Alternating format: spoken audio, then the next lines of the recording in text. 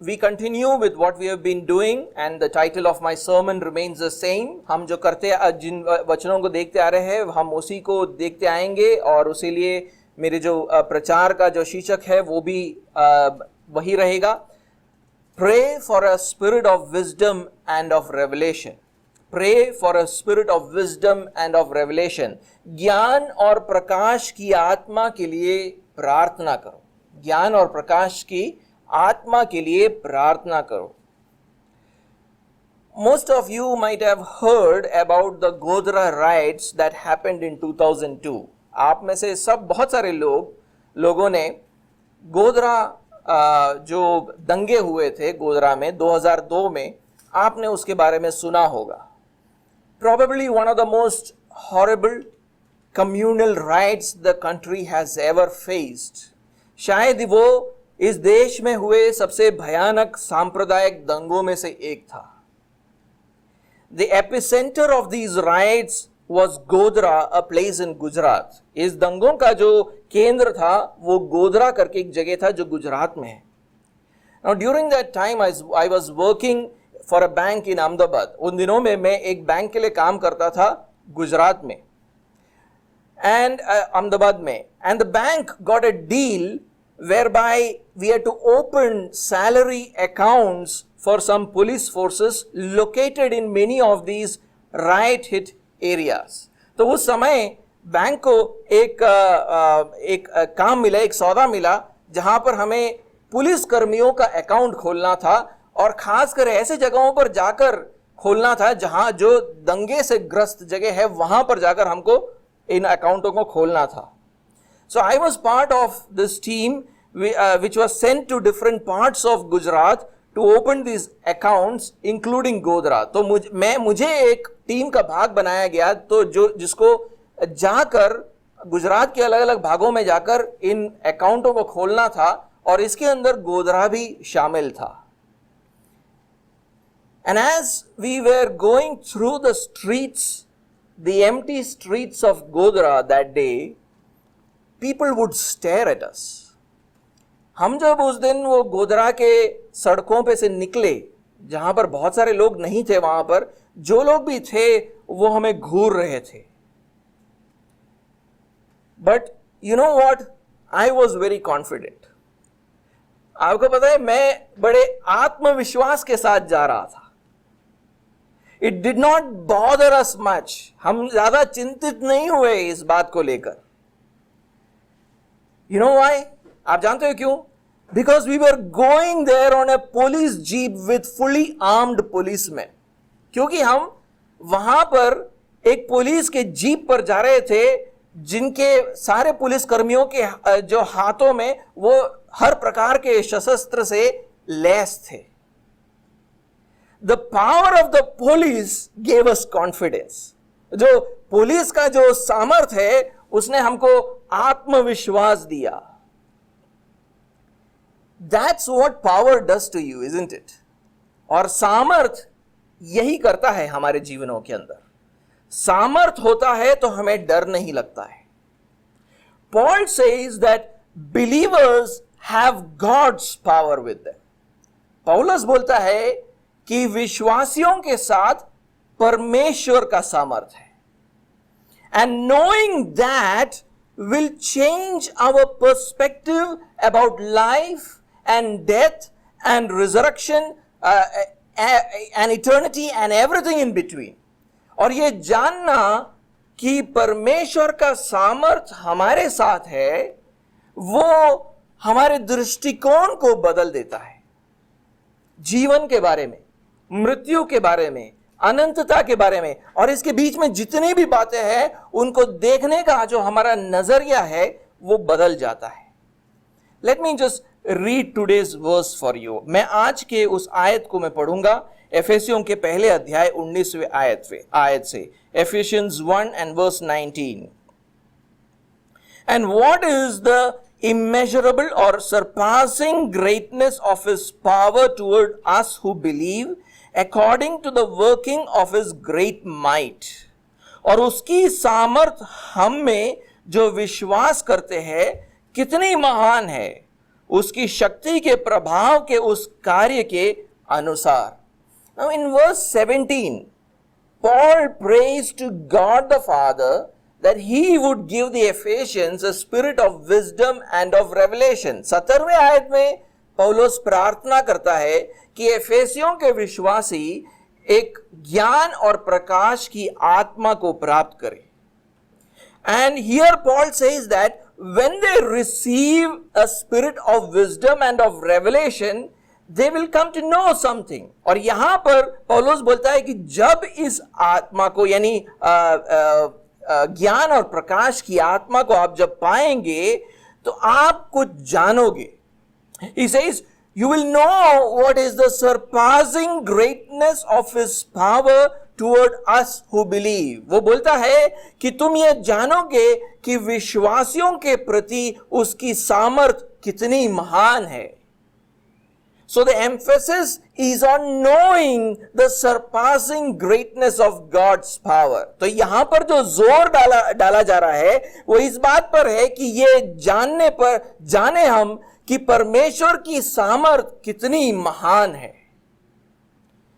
Let us begin by asking the question, what is God's power? हम ये सवाल को पूछकर शुरू करते हैं कि परमेश्वर का सामर्थ क्या है. Now the Greek word for power is dunamis. ये जो यूनानी शब्द जो इस्तेमाल किया गया यहां पर पौलुस इस्तेमाल करता है सामर्थ के लिए, और वो है dunamis. In the New Testament, it is generally used for supernatural power.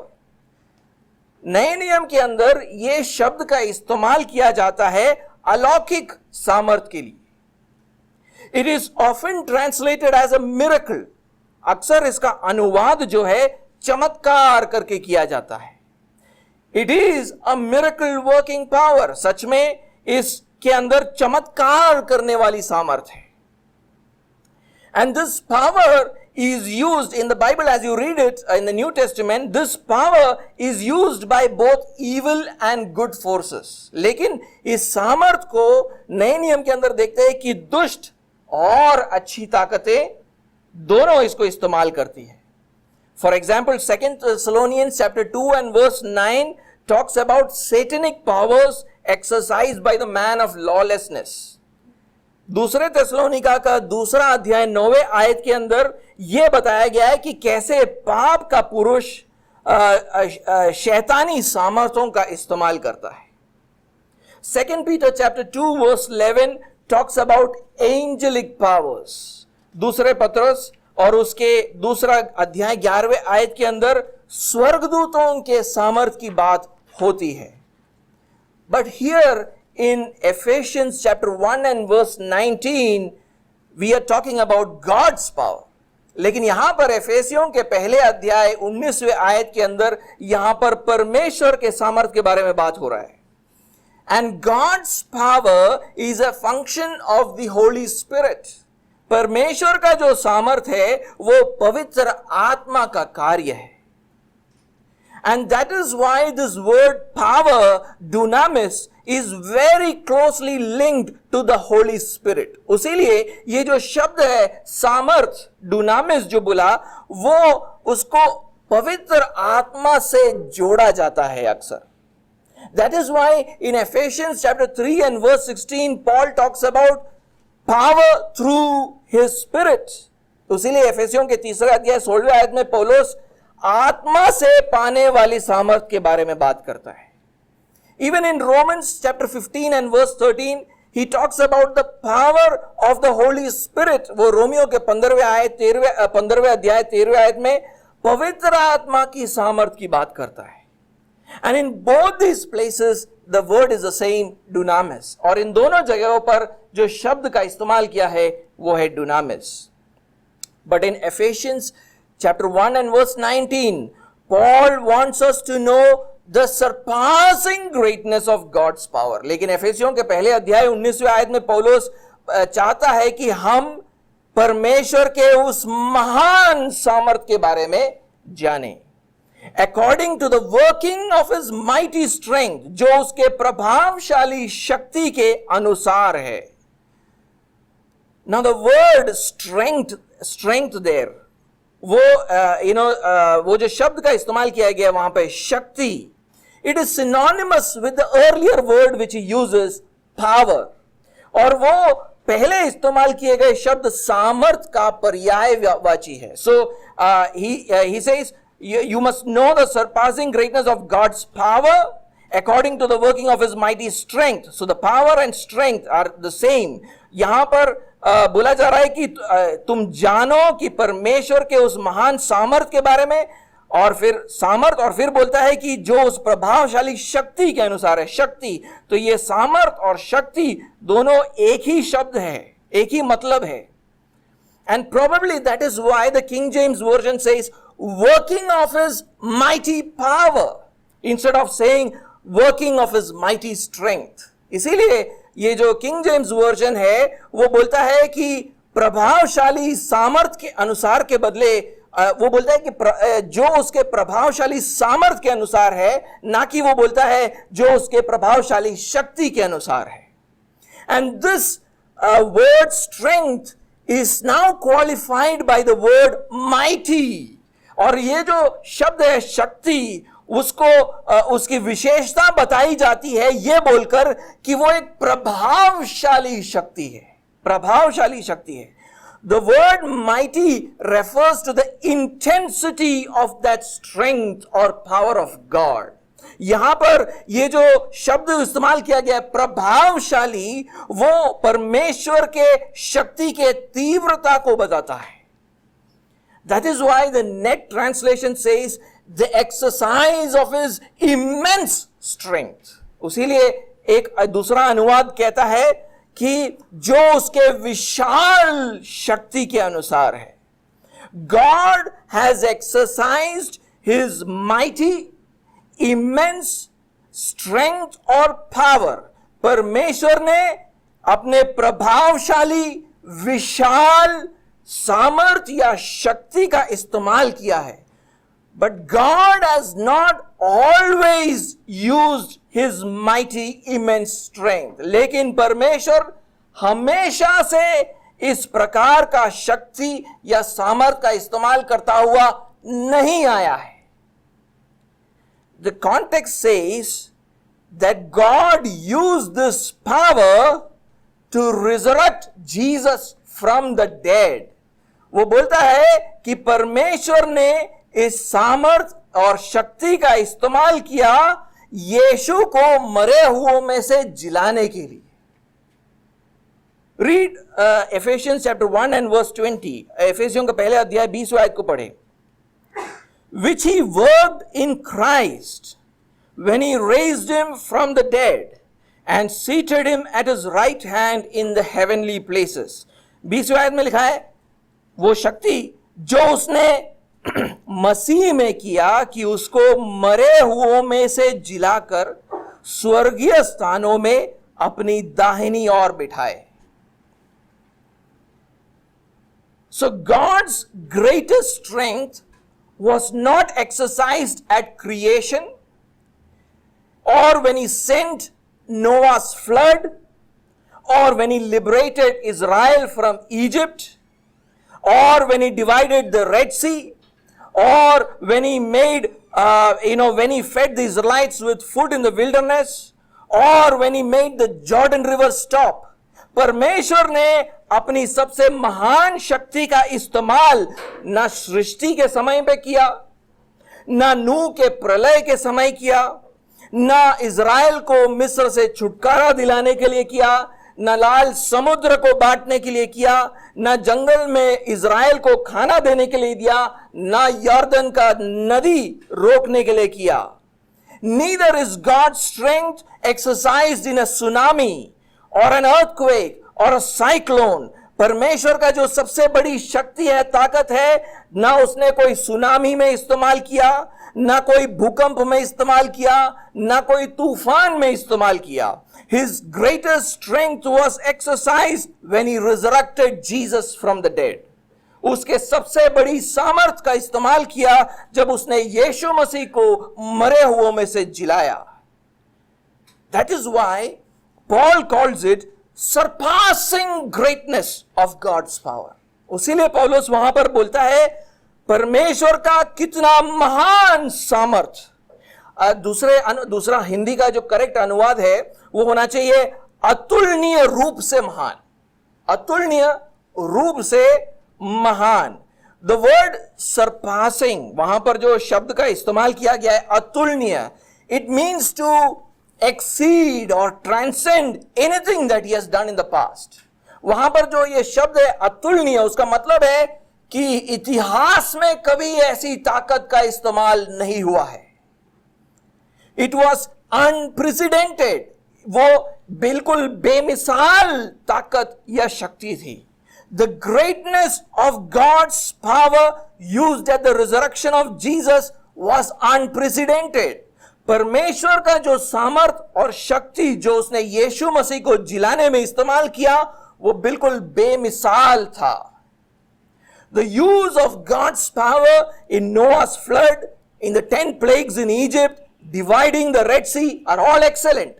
परमेश्वर ने जो सामर्थ का इस्तेमाल किया नूह के प्रलय के समय या मिस्र में जो चमत्कारों को किया या लाल समुद्र को बांटने में किया, वो सब उत्कृष्ट थे। But greatness of God's power in the resurrection of Jesus exceeds, transcends all of that.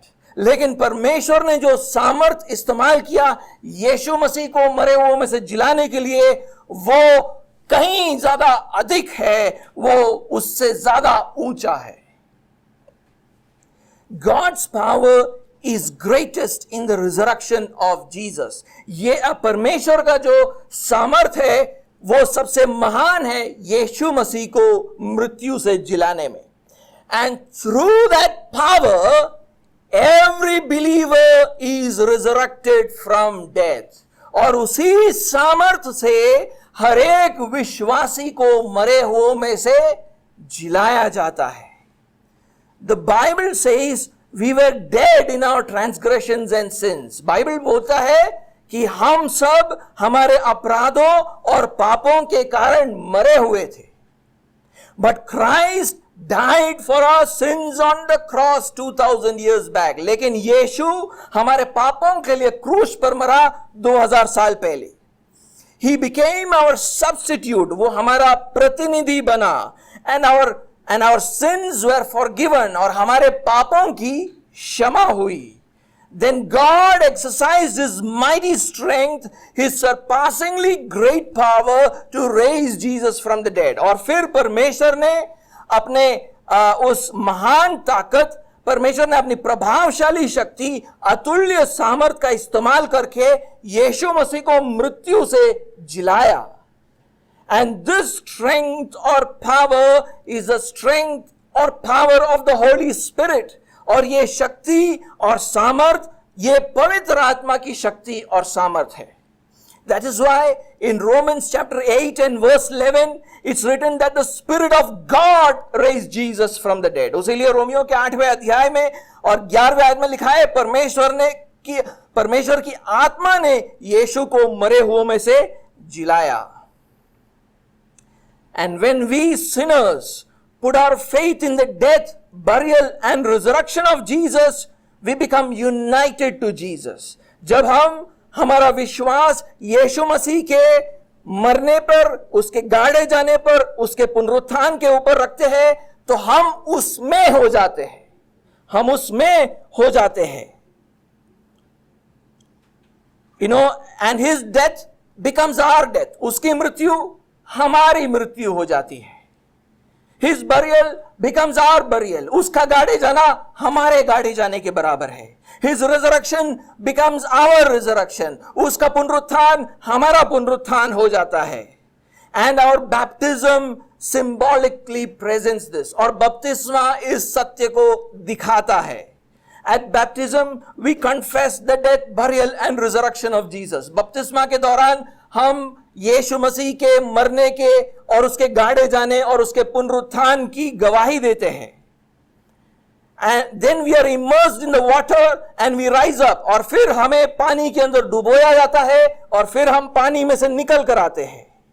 symbolically showing that Jesus' death, burial and resurrection is my death, burial and resurrection. इस बात को दिखाया जाता है कि यीशु मसीह का मरना,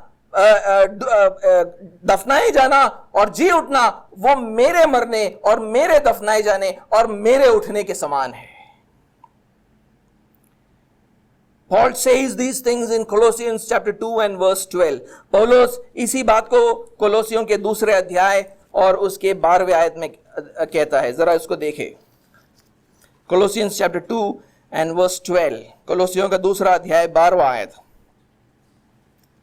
Having been buried with him in baptism, in which you were also raised with him, through faith in the powerful working of God, who raised him from the dead. 12वें आयत में लिखा है, और उसी के साथ बपतिस्मा में गाड़े गए और उसी में परमेश्वर की सामर्थ पर विश्वास करके जिसने उसको मरे हुओं में से जिलाया, उसके साथ जी भी उठे. You know, we become alive with Jesus through faith in the working of God. वहां ऐसा लिखा है कि हम परमेश्वर के सामर्थ पर विश्वास करके हम उसके साथ जी उठे. Working, you know, the word working there, that's the same word which is used in Ephesians chapter 1 and verse 19. वहां पर जो शब्द का इस्तेमाल किया गया है परमेश्वर के सामर्थ के कार्य पर विश्वास करके, वो कार्य वही शब्द है जिसका इस्तेमाल हमारे आयत में किया गया है, एफेसियों के पहले अध्याय 19वें आयत में. And in Ephesians 1 verse 20, Paul says that Jesus was raised from the dead by the working of God's power.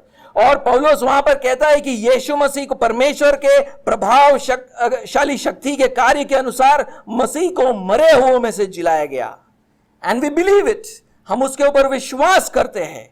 Through that belief, we are united to Jesus. हम जब विश्वास करते हैं तो हम यीशु मसीह में हो जाते हैं. And God's power which raised Jesus from the dead resurrects us also. और जो सामर्थ ने यीशु मसीह को जिलाया वही सामर्थ हमें भी जिलाता है. The resurrection power of God flows into our lives. परमेश्वर का वो सामर्थ हमारे जीवन के अंदर बहता है. That is why Paul says something in Romans chapter 1 and verse 16. Romeo के पहले अध्याय और 16वें आयत में देखो क्या लिखा गया है. It says, "For I am not ashamed of the gospel, for it is the power of God for salvation to everyone who believes, to the Jew first and also to the Greek." वहां लिखा गया है, क्योंकि मैं सुसमाचार से नहीं लज्जाता, इसलिए कि वह हर एक विश्वास करने वाले के लिए, पहले तो यहूदी फिर यूनानी के लिए उद्धार के निमित्त परमेश्वर की सामर्थ है. That is why in Ephesians chapter 1 and verse 13, उसीलिए एफेसियों के पहले अध्याय 13वें आयत में Paul says, पौलुस कहता है, "In him you also, when you heard the word of truth, the gospel of your salvation, and believed in him, you were sealed with the promised Holy Spirit." और उसी में तुम पर भी जब तुमने सत्य का वचन सुना जो तुम्हारे उद्धार का सुसमाचार है और जिस पर तुमने विश्वास किया, प्रतिज्ञा के हुए पवित्र आत्मा की छाप लगी तुम पर. When we believe in the gospel, जब हम सुसमाचार के ऊपर विश्वास करते हैं, when we believe in the death, burial and resurrection of Jesus, जब हम यीशु मसीह के गाड़े जाने, उसके मृत्यु, उसके पुनरुत्थान पर विश्वास करते हैं, we receive the Holy Spirit, हम पवित्र आत्मा को पाते हैं. The power of the Holy Spirit begins to work in us. पवित्र आत्मा का सामर्थ हमारे अंदर काम करने लगता है. That is why in our verse also Paul says, "The surpassing greatness of his power toward us who believe." उसीलिए पौलुस बोलता है हमारे आयत के अंदर कि उसकी सामर्थ हम में जो विश्वास करते हैं कितनी महान है. ये विश्वासियों के लिए सामर्थ है. This is the power for the believers. On the third day from his death, Jesus was miraculously resurrected. It was a miracle. यीशु मसीह उसके मृत्यु के तीसरे दिन पर वो मृत्यु से जिलाया जाता है, वो एक चमत्कार था।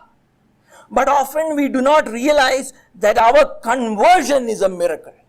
लेकिन अक्सर हम इस बात का अंगीकार नहीं करते कि हमारा मन फिराव ऐसा ही एक चमत्कार है।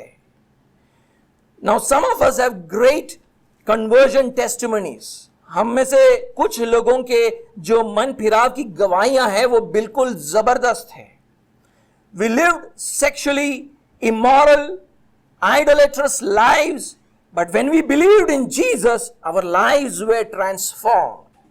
वहां हमारा जो जीवन है वो व्यभिचार, मूर्ति पूजा, इन सारी चीजों से भरा हुआ था, लेकिन जब हमने यीशु मसीह के ऊपर विश्वास किया, हमारा सारा जीवन परिवर्तित हो गया। But some of us do not have such great conversion stories. हम में से बहुत सारे लोगों के पास इतना जबरदस्त गवाही तो नहीं है। We were born in a nominal Christian family. हम में से बहुत सारे शायद एक साधारण मामूली मसीही कुटुंब में हमने जन्म लिया। One day we went to a youth group or a Bible study. हमने कोई एक youth Bible study में गए, youth group में गए। We put our faith in Jesus, our lives were transformed. हमने यीशु मसीह के ऊपर विश्वास किया, हमारा जीवन परिवर्तित हो गया। But we should never take lightly our simple conversion stories. लेकिन कभी हमको हमारे गवाहियों को हल्के में नहीं लेना है। It is still a spectacular miracle, क्योंकि फिर भी वो एक शानदार चमत्कार है। It is not the outward change that makes it spectacular or a miracle, a spectacular miracle. हमारे जो बाहरी बदलाव है हमारे अंदर जो आता है वो उसे एक जबरदस्त चमत्कार नहीं बनाता है। Even unbelievers can have outward change, क्योंकि अविश्वासियों के जीवन के अंदर भी बदलाव आता है। Rather the change in our internal condition, लेकिन हमारे अंदर जो बदलाव आया है वो ज्यादा जरूरी है। We were spiritually dead. हम आत्मिक रूप से मरे हुए थे अंदर से। We loved sin and hated God. हम पाप से प्रेम करते थे, परमेश्वर से बैर करते थे। But God's power resurrected us. लेकिन परमेश्वर के सामर्थ्य ने हमको जिलाया। Now we love God and hate sin. और अब हम परमेश्वर से प्रेम करते हैं और पाप से बैर करते हैं। The motivations of our hearts have changed. हमारे हृदय की प्रेरणाएं बदल चुकी है। The affections of my heart have changed. हमारे हृदय के लगाव बदल चुके हैं। The spiritually dead man did good works to please himself and please people.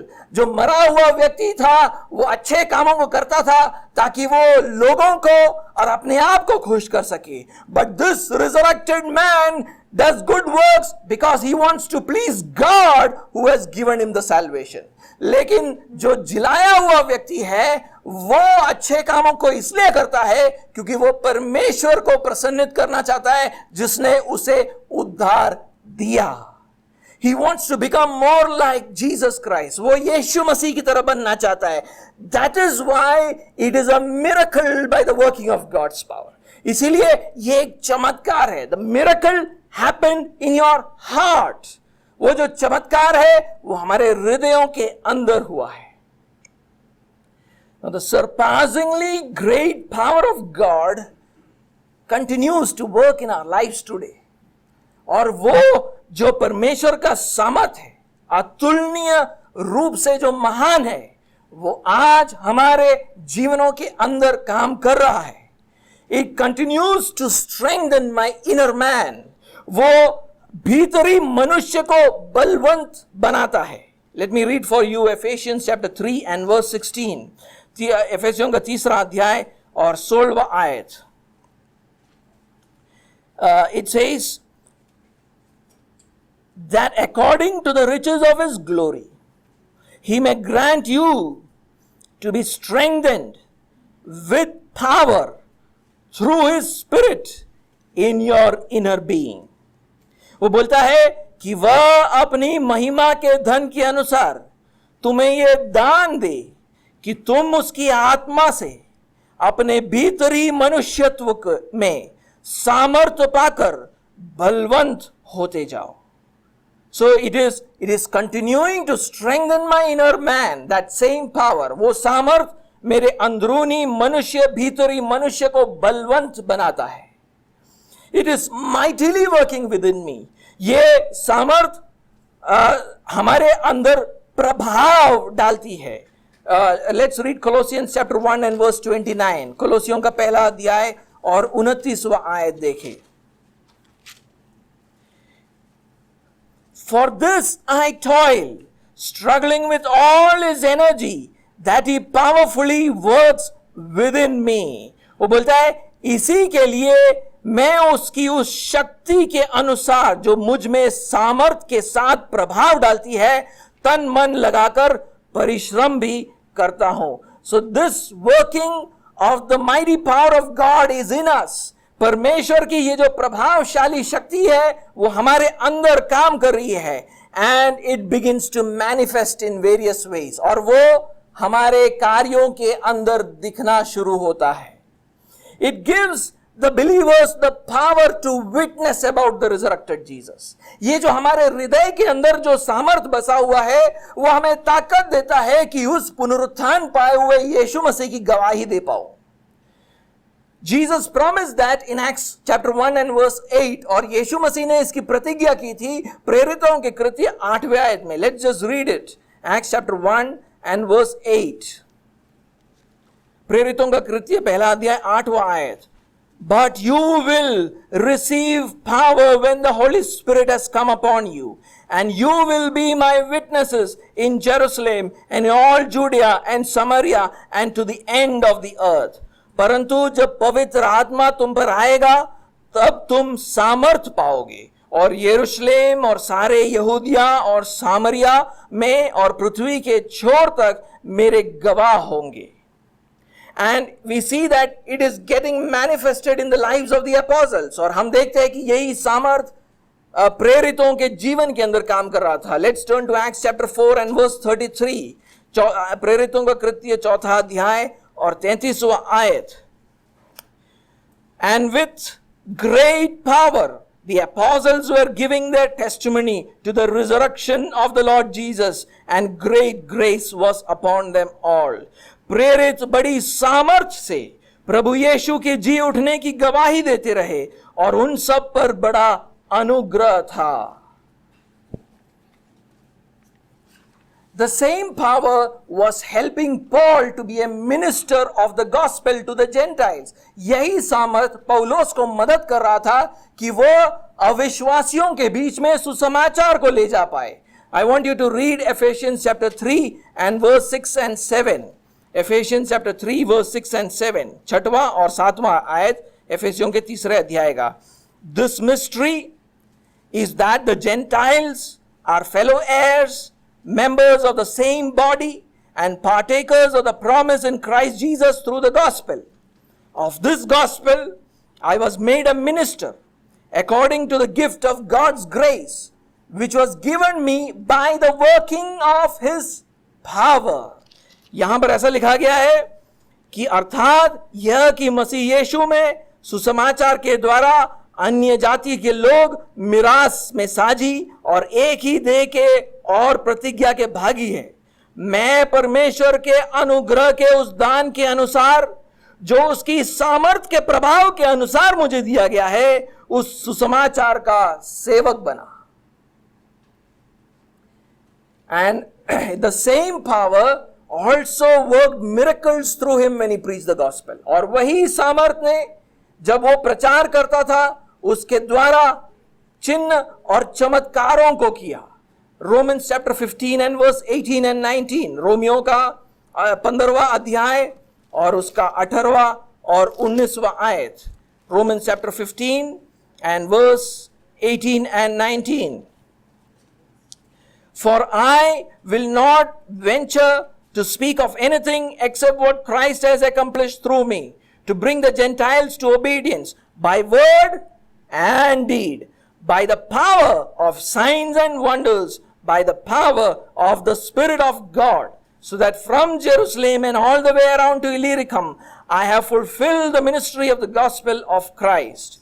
वहां पर ऐसा लिखा गया है कि क्योंकि उन बातों को छोड़ मुझे और किसी बात के विषय में कहने का साहस नहीं जो मसीह ने अन्य जातियों की अधीनता के लिए वचन और कर्म और चिन्हों और अद्भुत कामों की सामर्थ से और पवित्र आत्मा की सामर्थ से मेरे ही द्वारा किए, यहां तक कि मैंने यरूशलेम से लेकर चारों ओर इलुरिकुम तक मसीह के सुसमाचार का पूरा पूरा प्रचार किया। It is the and I want also to read 1 Thessalonians chapter 1 and verse 5. पहला तेसलोनी और उसका पहला अध्याय और 5वां आयत देखिए वहां पर क्या लिखा है। 1 Thessalonians chapter 1 and verse 5. Because our gospel came to you not only in word but also in power and in the Holy Spirit and with full conviction. You know what kind of men we proved to be among you for your sake. वो बोलता है क्योंकि हमारा सुसमाचार तुम्हारे पास न केवल शब्द मात्र ही में वरन सामर्थ और पवित्र आत्मा में और बड़े निश्चय के साथ पहुंचा है, जैसा तुम जानते हो कि हम तुम्हारे लिए तुम्हारे बीच में कैसे बन गए थे। The word power there refers to signs and wonders. वो जो शब्द का इस्तेमाल वो करता है सामर्थ, वो चिन्ह और चमत्कारों की बात कर रहा है। The power और strength of God, परमेश्वर का सामर्थ जो उसके अंदर काम कर रहा था। The power and strength of God helps us to serve each other. परमेश्वर का जो सामर्थ हम में है वो हमें मदद करता है कि हम एक दूसरे की सेवा करें। Let's read that. Let's read in 1 Peter chapter 4 and verse 11. पहला पतरस चौथा अध्याय और 11वां आयत। पहला पतरस चौथा अध्याय और 11वां आयत। Whoever speaks as one who speaks oracles of God, whoever serves as one who serves by the strength that God supplies, in order that in everything God may be glorified through Jesus Christ. वो बोलता है यदि कोई बोले तो ऐसा बोले मानो परमेश्वर का वचन है, यदि कोई सेवा करे तो उस शक्ति से करे जो परमेश्वर देता है। And in moments of trials and temptations, we are strengthened by the power of God to be steadfast in our faith and to be patient towards people and circumstances. परमेश्वर की जब हमारे जीवन में परीक्षाएं आती है, लालसाएं आती है, तो परमेश्वर अपने सामर्थ्य से हमें बलवंत करता है ताकि हम विश्वास में धीरज और मनुष्यों और परिस्थितियों के तरफ सहनशील बने। Let me read Colossians chapter 1 and verse 11. मैं कोलोसियों का पहला अध्याय और उसका 11वां आयत पढ़ूंगा। It says, May you be strengthened with all power according to his glorious might for all endurance and patience with joy. उसकी महिमा की शक्ति के अनुसार सब प्रकार की सामर्थ्य से बलवंत होते जाओ, यहां तक कि आनंद के साथ हर प्रकार से धीरज और सहनशीलता दिखा सको। The power of God also helps us to suffer for the cause of the gospel. परमेश्वर का जो सामर्थ्य हमारे अंदर है वो हमें शक्ति देता है कि सुसमाचार के लिए हम दुख उठा पाए। Where is that? 2 Timothy chapter 1 and verse 8. दूसरा तिमोथी और उस तिमोथियस उसका पहला अध्याय और उसका 8वां आयत। 2 Timothy and chapter 1 and verse 8. Therefore do not be ashamed of the testimony about our God, nor of me his prisoner, but share in suffering for the gospel by the power of God. वो बोलता है इसलिए हमारे प्रभु की गवाही से और मुझसे जो उसका कैदी हूं लज्जित ना हो, पर उस परमेश्वर की सामर्थ के अनुसार सुसमाचार के लिए मेरे साथ दुख उठाओ। सुसमाचार के लिए दुख उठाने के लिए परमेश्वर का सामर्थ चाहिए। To be able to suffer for the cause of the gospel, we need the power of God. It also helps us to abound in Christian hope. वो जो परमेश्वर का सामर्थ हमारे अंदर है उससे हम मसीह आशा में बढ़ते जाते हैं।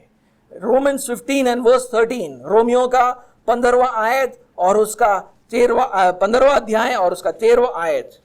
May the God of hope fill you with all joy and peace in believing, so that by the power of the Holy Spirit you may abound in hope.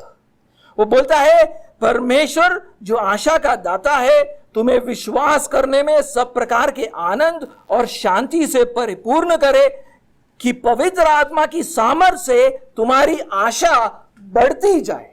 आशा की बढ़ोतरी परमेश्वर के सामर्थ से आती है।